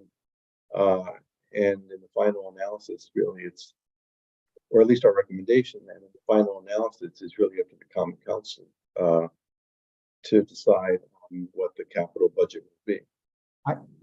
I guess my understanding and having done this for a couple of years, it seems to me the BET ultimately sets the tax rates. And what they do on the capital budget, they're always, as the language says, they're looking at approving the capital budget, but the end result is empowering me, CFO is authorized to bond and borrow money to finance these things. And they look at the impact on our debt service and our operating budget. So it would seem to me that if the council changes the number, and especially if they increase it, the BET might want to have a say that says, I'm not sure we want to do that because there's a limit to our borrowing capacity. It may affect our rating, whatever. So I just throw that out as an idea to be considered as we evaluate this. Yeah. I think that makes sense, Henry, that there should be something more like a cap, but once again, if the Common Council can undo it or can reinstate projects, then that seems inconsistent. Okay. And don't you usually always recommend a limit on the borrowing aspect for each capital? Well, actually, you have to understand, I don't know if you're familiar with the city's recent history. A little bit. No, but up until last summer, I had $225 million of approved capital projects, net of expected reimbursements that we had not bonded for. So the city would pass a capital project budget every year, but finance wouldn't borrow all the money. And part of the reason is that there are very strict IRS rules when you borrow on a tax exempt basis. When you borrow tax exempt, you have to spend it within a certain time period. Some of these projects have been sitting for years, like schools, because we needed to get certain approvals from DEEP and other bodies, and then we had to shift. So there's a little bit of a disconnect between the capital project approval and what I. Yeah. So what the controller and I do right now is we poll all the department heads and chiefs who are in charge of spending capital money. And we say, what is your expected cash flow for the next 12 months, essentially? And we do that 225 has gone down to 175. These are existing projects that have been approved. They can come to me and say, I've issued a purchase order, I have an invoice, pay it. So I want to know from a cash flow perspective, what are you really going to be doing this year? How much money do I have to make sure you can do your projects? And then when the year's capital budget gets approved in May, I go back and I say, okay, now we have the new projects. How much of that are you spending in the next 12 months? Last year, we approved about $40 million, and I would say only 1/3 was going to be spent in the next 12 months. So based on their projections of what they're going to spend, and to make sure I don't violate IRS rules, I borrow based on the cash flow expectations. It's not like operating where we pass the budget, this is what we're going to spend for the year. It's, we pass this budget, I add it to everything else I've got to borrow for.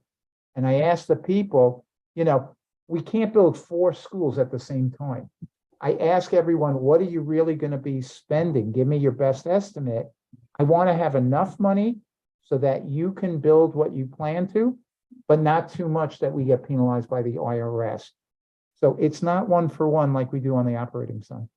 So maybe that's why it's more loosey-goosey, where the common council can add back in projects, because the finance department ultimately determines how much of that money is going to be bonded, or that those projects are going to be bonded. And so therefore,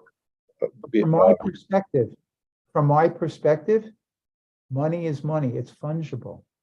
I don't really care what projects are approved, or this one you add in, or this one you take off.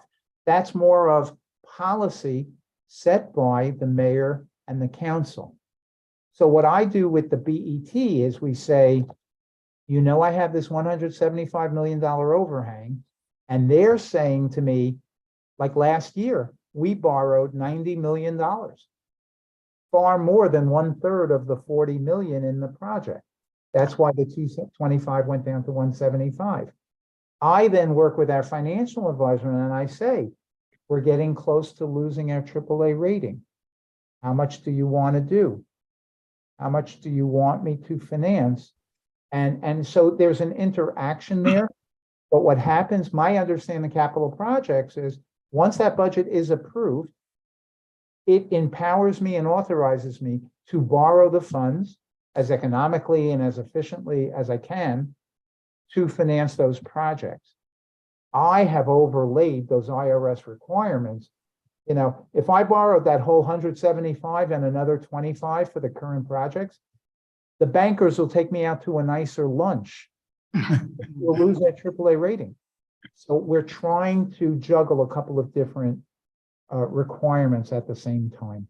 So the timing of the bonding resolution early May allows for the financing of the capital budget to commence on July 1. When you say bonding resolution, meaning you are now authorized to borrow these funds?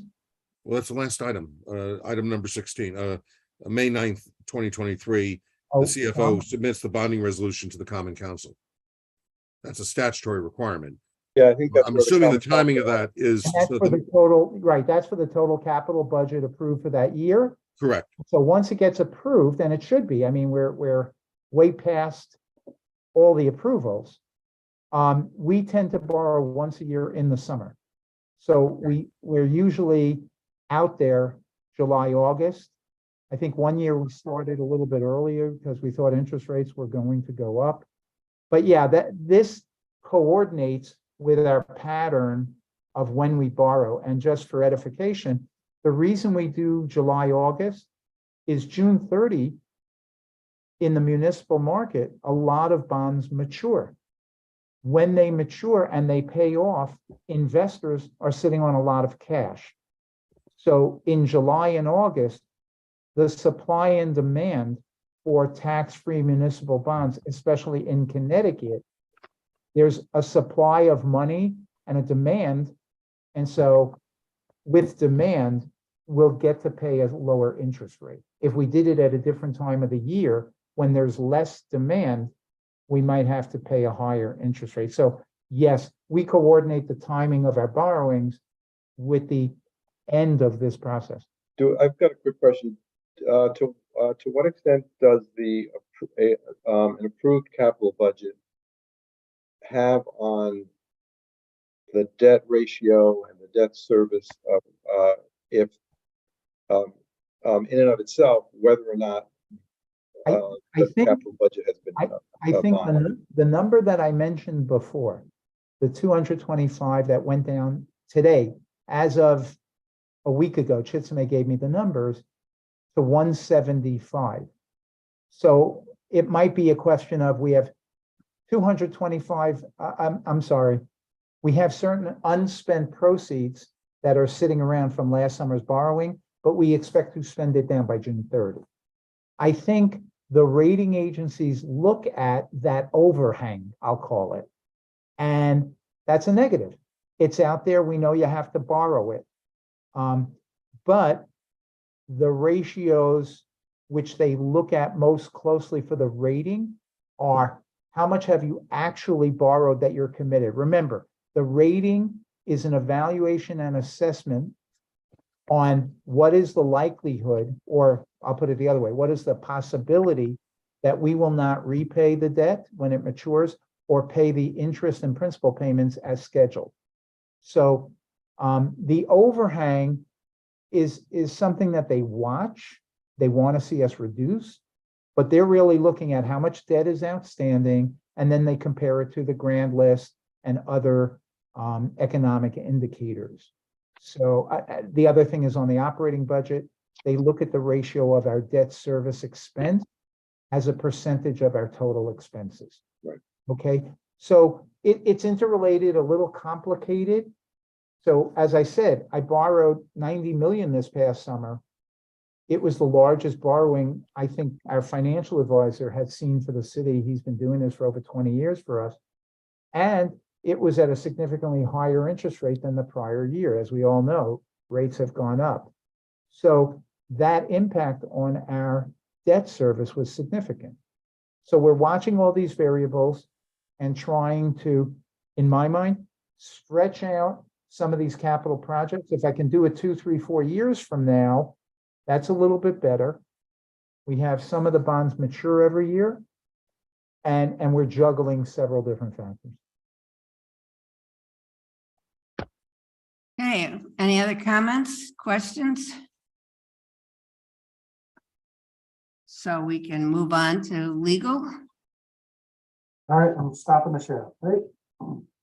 I'm going to jump off at this point. I have another matter to attend to. Yeah. Thank you very much, Ed. Thanks, Ed. Yeah. Yeah, thank you.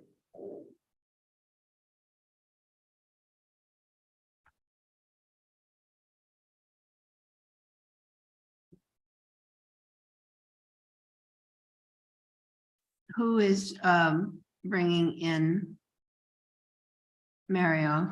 Mario's here and Brian are both here. Okay, I don't know if they're, we can't see them. and they're muted. They're All right. up. See me? Yep, there's Mario. Are you able to see me though? Do not see you. We hear you. No, no, we can hear you. There you are. It's Brian. That's Brian.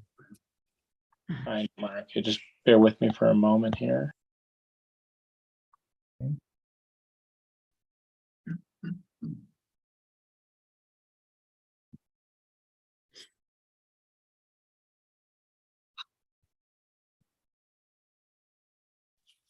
I know someone else had a problem with the Zoom link. It was I was told earlier in the night. I also had a problem with the Zoom link. At least I was unable to enter through my PC, get any audio through my PC, but I was able to work it on my phone. Yeah. Can We I had a ask- lot of problems getting organized tonight. Can I ask a question? Because I apologize, but it's getting late. Yes, Does the group need Tom Ellis's presence going forward? I'm willing to stay and help. I don't think so. I think we're gonna finish, we finished with finance and we're gonna move into legal. So we So are. you're excused. Yes, we excused. appreciate. Thank Yes, you very much for the opportunity. I'm sure we'll be coming back to you with more specific questions for you to solve our confusion. Okay, we'll. All right, thank you, everyone. And we'll try to be ready for you. Thanks very much. Bye now. Good evening. Good evening. Steve, you want to lead this? I'll simply introduce, I mean, Okay. the distinguished gentlemen who are with us, you probably know better than I do. We have the Corporation Counsel, Maria Capola, and a Deputy Corporation Counsel, Brian Candela. And what I've asked from the legal department is for their perceptions and observations, same thing that I asked the president, chairman of the budget committee about the budget process, about where the potholes are, where the problems are, what specific sections, knowing of course that we're looking at the entire document, but what specific sections of the charter have posed problems for them. So and keep in mind that we write the charter for the public. We write the charter for the mayor and the council and other public officials, but the people who work with the charter every day of the week are the people in Mario's department. So it's really important that that we keep them informed and that we certainly try to be responsive to the concerns that they have about the document. So without further ado, I'll defer to the Corporation Counsel. Okay, Mario? Good evening, everyone. Have you had I don't know if everyone's had an opportunity to read the memo that we produced. Unfortunately, we got it late this afternoon, so probably not. Okay, and we could come back for a future meeting if you'd like to answer questions or to provide further input or assistance. The thought was to provide to you some initial thoughts, and then I don't know if your counsel, Attorney Mednick, wants, would review that and then come back to you. And again, to the extent that you want us to be involved with those discussions, we can be. So I just wanted to walk you briefly through the memo that we did, and also make reference to whom in the law department probably be the relevant person for each recommendation or comment to provide future assistance to you. Okay, So, great. With regard to Charter Section 1-241, it's entitled Division of Purchasing. And the statutes mention in our memo with regard to Section 1-241 were also attached as Exhibit A to the memo. It's pretty self-explanatory that we think the commission should attempt to make the provisions of this section more consistent with either federal procurement standards or procurement standards for large cities in Connecticut. So again, my suggestion is that Attorney Mednick review that and then decide if he wants to draft something, to the extent that he'd like somebody from the law department to assist him, whether it be to draft it for his review or to review what he drafts, to provide comment, etc. The person's that I'd like to sign that issue to is Taisha Toms in the law department. So Steve, to the extent that you have, that would be the person in the law department that I would suggest you work with, and then maybe come back to the commission. And some of these things are highly technical, and the thought was for us not to propose changes tonight. We didn't know what exactly you wanted from us, what input, so we thought we'd raise the issue, and then you could then Attorney Mednick could guide us as to how he wants us to work with him. Yeah, if I may, I have done revisions of procurement provisions in Hartford, Waterbury, New Haven, Middletown, well, Bridgeport failed, but most of the big cities. And what I tried to do, Mario, is develop modern language. A lot of charters have language regarding bids. Bids are not always used. They're not consistent with best practices at the federal level, the state level. So I do have language, and I'll talk to Taisha as we get to that chapter and propose some language to her in that regard. The other thing that I tend to recommend is that we not get heavily codified on it, that we establish kind of the parameters of a policy, and that the policies can be either implemented through policy by your procurement people or by ordinance. And so I do have a methodology for dealing with procurement. Good. So that's why, again, we didn't propose any language changes. We wanted to raise the issues, give the comments, and then Attorney Mendick will guide us since he's the expert on charter. So next was Charter Section 1-444. And this has to do with sidewalks. Council member Livingston has been involved in a lot of discussions we've had about sidewalks. The city has a desire to create more sidewalks in Norwalk. And as we're doing it, we're spending a lot of time, at least recently, on analyzing Connecticut law and best practice for trying to obtain property in order to create sidewalks. So it's been a hot topic. It's not very exciting, but certainly been a hot topic in the law department in Norwalk in recent months. And so here,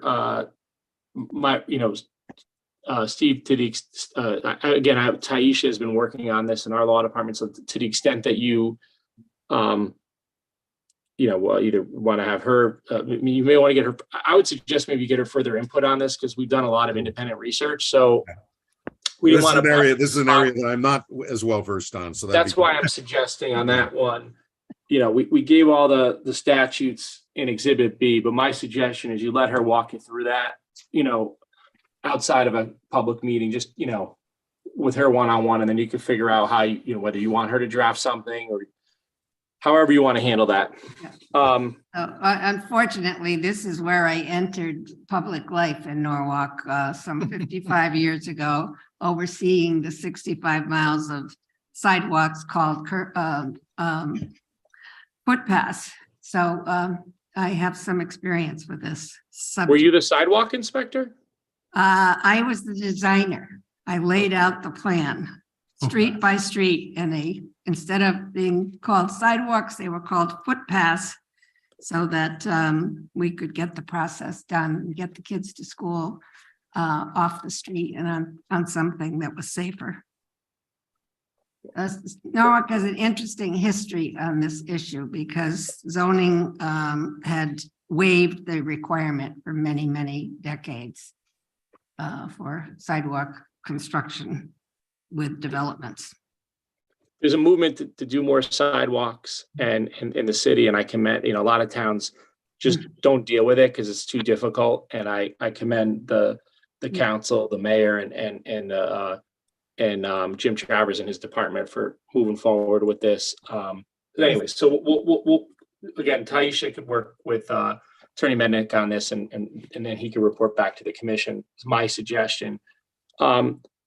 Next was Section 189 and 1226, which deal with the powers and duties of the mayor. I don't know, this was an issue, I think, raised by Darren Callahan. I don't know if I would recommend myself making any changes at this time. I know that he, from time to time, has difficulty getting the mayor. The mayor's a busy person, and he'll make himself available. People could go to his house to have him sign, but contracts. I think that's where Darren was going on this, as we become a bigger city, and I think he just raises the issue, and Attorney Mendick could give his perspective as to what other bigger cities do, or cities of the size of Norwalk, with regard to the mayor actually having to sign. I'll just give you an example. There's a town in the valley. I settled a case with them, and it's been like 6 weeks, and I still haven't gotten the signatures on a settlement document. And the attorney said, I've been trying to schedule a meeting with the mayor, for him to sign stuff, and this is in that pile. So I apologize for taking so long.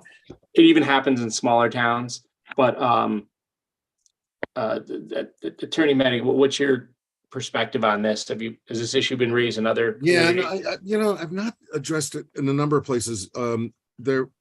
Because usually it does require mayor signatures. When I was corporation counsel, I developed a system for facilitating that process. That's 25 years ago. I could take a look at some of the other larger communities. I just can't imagine mayors being burdened at a certain price. There might be caps that you can create where the mayor would sign above a certain amount, but I will look at that. It's not something that that has come up as a problem, believe it or not, in all the charters I've done. It'd be interesting to see what some of the bigger cities have, and if Yeah. there is a threshold where the mayor doesn't have to sign, but nonetheless, I'll leave that to you. Again, we're not recommending that there necessarily be a change to that, but just recommending that it be looked at, and as the city gets bigger and there's more contracts and more, you're quite frank, to be frank with you, I think that over time, we've gotten more things signed off on, gotten more things approved by the council than had probably been in the past. If you look back 20, 10, 20, 30 years. So as the red tape, I think, increases, the thought was to just raise this, bring it to your attention. And we really were interested to know what other communities of a similar or bigger size have done. Next was, I'm on page 2 of our memo, the second full the first full paragraph, the second paragraph of the first full paragraph, which starts with the law department further recommends that this commission review and clarify Article 5 of the charter. I'm assuming that Attorney Mendick is already aware of this, but there's just some issues with, for example, just various language being outdated, whether it be section 1-216, 1-222, 1-224, 1-22 or 1-225. And the memo indicates where there's issues and where there should be changes. For example, salaries, for example, in section 1-222, salaries identified in the article need to be updated. And section 1-225, it should be clarified and explained that salaries of the employees of the city are negotiated in collective bargaining, and the council approves the negotiated collective bargaining agreements, et cetera. So I know it's been a long night for you. It's pretty clear there. On that one, Mario, are you basically thinking that salaries should not be quantified in the charter, but just perhaps be in ordinance? Yes, I think I think that the charter is the backbone, but that it branches off. The rules, the regulations really should branch off into the ordinance. The specificity should be provided in the ordinances. Yeah. It's so difficult and time consuming to change anything in a charter that our recommendation is, to the extent that any specificity is required, to be done within ordinance, not in the charter. And that would include salaries. Yeah. But again, that's sort of a business decision, not necessarily a legal. I mean, where it's clear that the salaries are outdated, we're bringing it to your attention. That's a problem. To the extent as how you want to handle it, that becomes a business decision. But certainly, I appreciate you asking. Our recommendation would be to take that out of the charter and put it into the ordinance. Okay, more sense. With a lot of these things, it does. And Do you have somebody assigned to that, Mario? Or are you just going to leave it to us? on these issues, that's a good question. I would say, Steve, to the extent that you need somebody in the law department, maybe Brian Candela, but I mean, these are kind of self-explanatory issues. Yeah. I think as you were probably going to catch them anyways, but we just raised them. I've revised. Yeah, and look, I mean, I think the instruction that we have is to try to change as much of this document as we can. So I'm gonna try to constitutionalize the document as much as possible and move things to the code of ordinances. Yeah. But as I have questions, I'll give Brian a call or you a call in this area. With regard to the next section, the law department suggests that you review and clarify Article 8 of the charter entitled Parking Department. I would suggest that Attorney Mendick uh, understand what, and maybe Darren Callahan would be somebody who could assist you if you'd like, on this one, if you want to mark down Darren's name. Got it. I just think it should be consistent with the way our parking department is, our transportation department is currently configured. One of the things, Mario, that I'm thinking about recommending to the commission, because you don't have a lot of departments in your charter, which is a good thing from my perspective. And so my thought on some of these areas would be to basically, in the department section, establish the way you create departments. How do you create a department? Through ordinance, through budget, however you do it, what should be the elements of it, et cetera. There may be some that you mandate. You want to have a police department, right? You want to have a fire department. Those things may be mandated, but again, they should be created somewhere else, because you also have a welfare department in your charter. We haven't had a welfare department since what, the 1980s, in the state of Connecticut for any local department. So my instinct is that rather than naming departments, I would recommend that we simply say there shall be departments to address issues of transportation and parking. And if there's not an ordinance in place and it's in the charter, then you put the current provision in a temporary chapter of the charter to await the adoption of an ordinance so that we don't eliminate something that needs to exist. But what I think you're saying to me is that the way you do it is probably not manifested in the charter.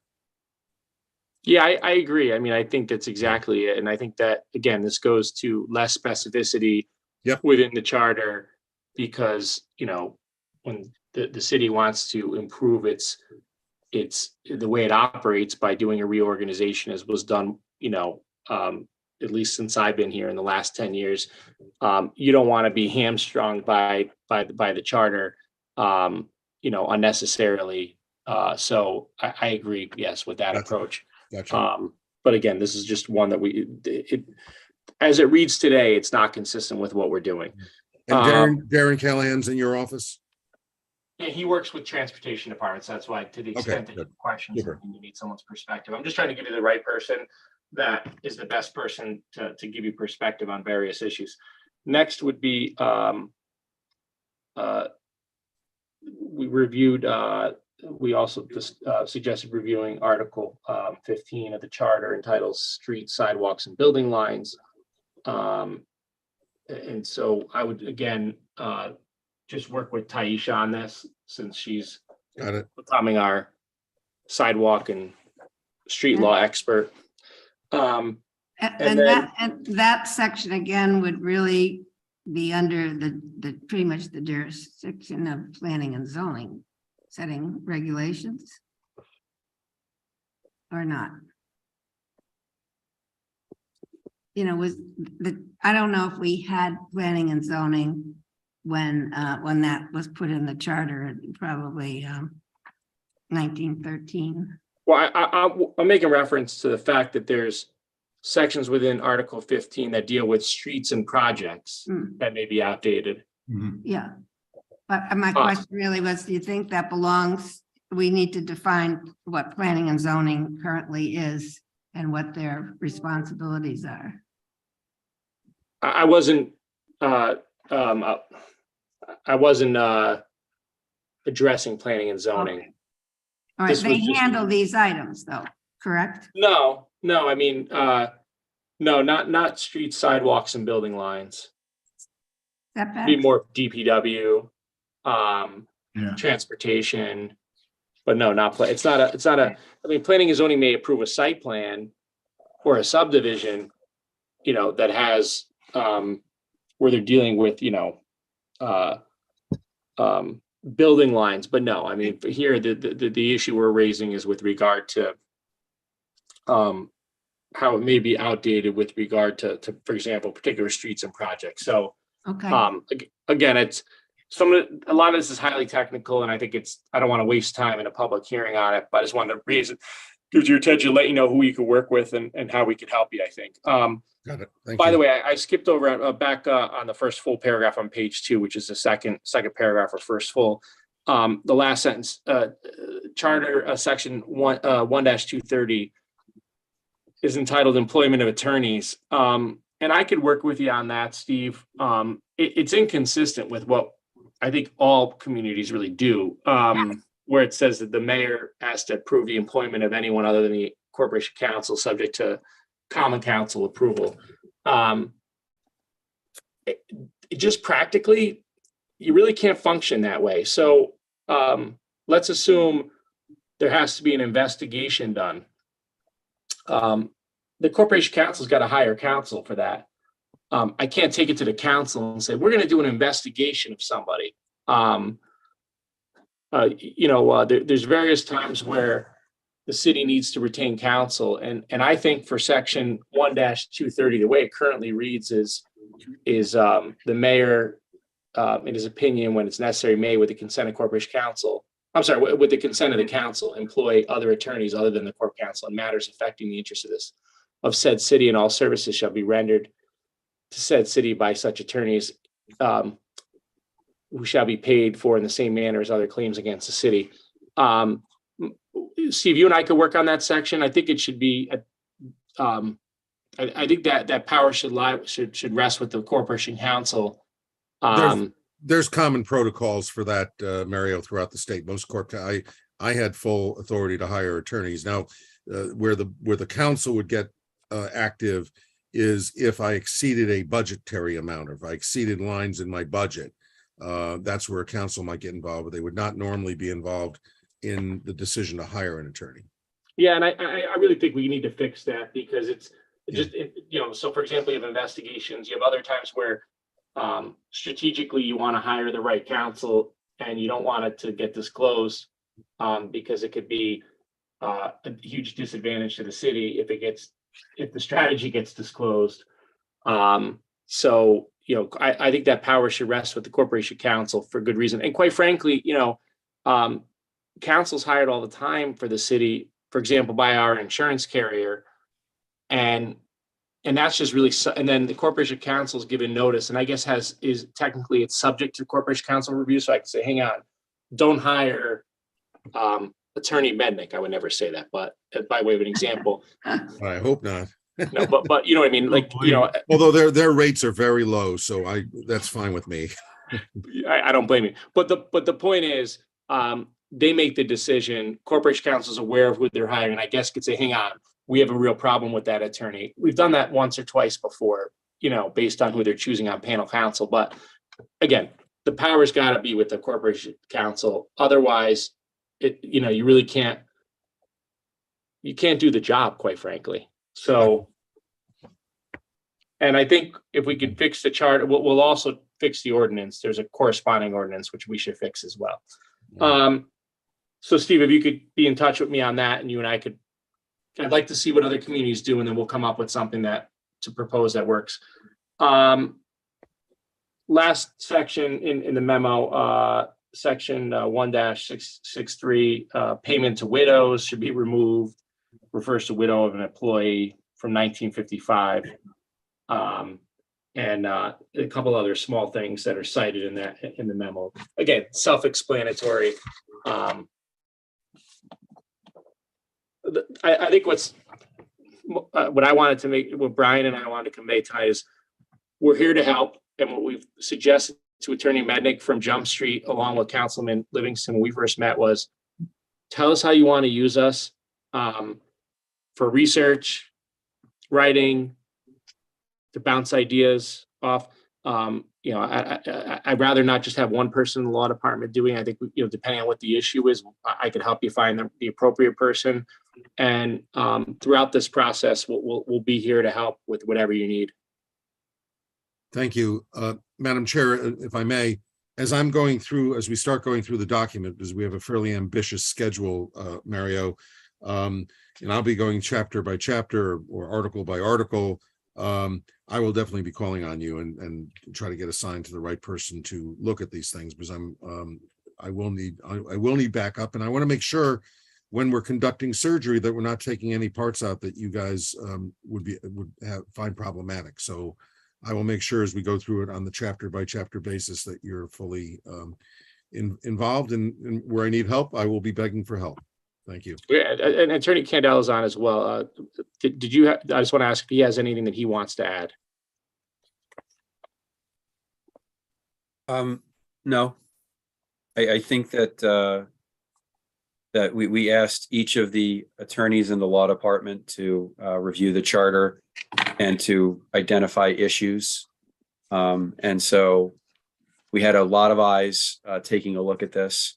Everyone kind of brought some issues to the forefront, and it tended to track with their practice area. And so it wasn't shocking who came up with what. And I'll just echo what Mario said, that the law department, Steve, is at your disposal to assist you and the city of Norwalk in this endeavor. Thanks a lot. Appreciate it. Any member of the commission have any questions or comments? I hear none and see none. What, anybody else? Greg, Tom? Greg? No? Oh, okay, so Steve, what are we going to focus on the 21st? Thank you. So what we have currently for the 21st, Madam Chair, is I was going to try to do I'm glad the council are still here, a preliminary look at Articles 1 through 3 to see if I could at least give you the outlines of what that should look like. I may certainly need to talk to the Corporation Council about the issue of reapportionment to see how they have handled reapportionment of council districts in the past, because the charter really doesn't address it. And so we could do that, and I will work my tail off to bring you those 3 chapters. They won't be finalized. They won't be vetted. I will probably try to talk to the Corporation Council's office as I'm going through it. Or the other option is, if you want, although I was going to do that the first meeting in January, is to start trying to draft something on the budget side. We went through, unless you guys want to have more discussion of it, maybe part of the meeting on the 21st would be a discussion of what we heard tonight to give me instructions about what I should place in the charter language for the first meeting in January. So Hey, man, can I make a suggestion? please. Yes. Because I participated as counsel last time when we did the charter revision process, so I'm very happy to have you on board this time on navigating the ship, but quite frankly, doing a much more thorough job of cleaning up the charter. I would just suggest, based on my recollection of timing and the city's so busy, we have so many things going on, and I know other cities are busy, but Norwalk is particularly busy with development. So many things. To the extent that you could start drafting, and because obviously there's a deadline here, right, for May. So I think I don't know what the chairwoman thinks. I'd be more, but I would say, to the extent that you could start drafting and getting drafts out and letting people work with it. And by the way, this group, I'll tell you, especially some of the council members, they're really good at editing, and there will be discussion and participate. They're really good at it. And so Brian, Attorney Candela on the ordinance committee, that could be a part-time job in and of itself, and dealing with the council on that. And they're, so I would give yourself a little extra time with this group. They're really good, and there'll be a lot of discussion, I think, once language is drafted. Yeah. Yeah, I'm thinking there might be a lot of wisdom to start with the budget rather than the structure of the physical structure of the Right. state, because it's fresh in our mind after tonight, and it there'll be total focus in the city on that process over the next few months. All right. So we'll flip it around. So I'll take the That's contents. why I'm interested in what other people feel All on right. that. I'm sorry. So are there any thoughts on that? No? Yeah. Yeah, it's just, it was so meaty tonight, and it will be in front of us for the next few months. So I think that will be helpful. All right, I'll flip it. I'll flip the Okay. 21st and So, the Just so I, meeting. so I understand for the committee. Budget, December 21st, and then the first one in January, we'll start doing Article 1, 3. Yep. Thank you. We need to get Yeah. both of those up and Yeah, going. and I had a thought on the Article 1 through 3, and we talked about this several meetings ago, but providing all of us with the maps that exist, and we have 2 of the 3. We have a map of the taxing district and the voting district, but not the wards. So that when we get to that section, it's very confusing if you don't have a map in front of you to look at it. And I don't know if there's any wisdom in having the map being an addendum the maps being an addendum in the charter. The districts should not be memorialized in the charter. The taxing district- districts. Well, the taxing district is different. That should go in the back of the And document. the ward, yeah. Yeah, Yeah. but the council districts should be created by a reapportion committee by ordinance. And they shouldn't be laid out in the charter. And somebody needs to explain to me the wards and how that works and why that's there. So. it's Well, that's my point. Well, Steve, in a quick scenario on that, that's separated up by the elections, the congressional one that just came out, the new one is for the state and federal elections. The ward one is actually the councilmanic districts in the city. Right. Are there, so that's, And they were created by, how were they created? the council, the congressional ones are created obviously by. No, I know how congressional and general assembly, but how did we create the council districts?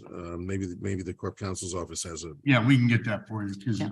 it's been changed so many times over the years, but I can get that. I spoke with Jordan tonight that I would get him the maps just so he has them. So we have a starting point. We'll get that information to you. okay, good. Thank you. That's an election thing. All right, so I'll work on budget for the next Okay, meeting. okay. All right, anything else anyone wants to bring up? Any suggestions, comments, concerns? Hearing none, seeing none. Motion to adjourn would be in order. Come on. Second. Mr. McQuaid. All those in favor? Aye. Aye, we are adjourned. Good night. You all. Thank you all. Thank you. Night. Good night. Thanks, everybody.